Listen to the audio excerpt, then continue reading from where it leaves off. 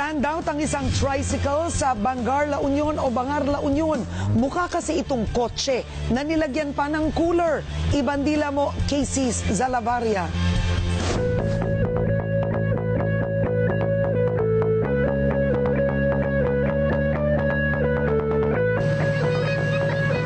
Tila hari ng kalsada at naiiba ito sa lahat ng tricycle sa Bangar, La Union. Agaw pansin ang pulidong disenyo na malakotse mula harap hanggang likod.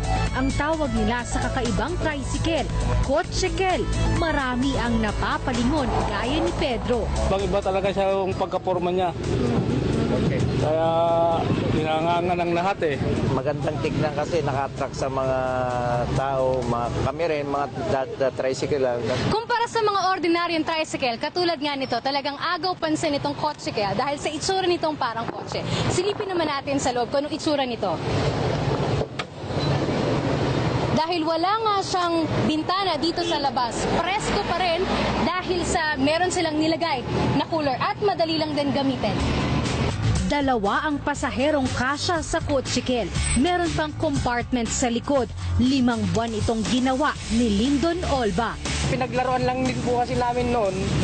Ang balak lang namin, single-seater lang siya na panghatid lang ng mga anak ko sa eskwela. Hanggang sa nagkaroon kami ng idea na ba't di tayo gumawa ng mas kakaiba naman, yung parang kotse. Hindi ipinapasada bilang pampublikong sasakyan ng kotsekel.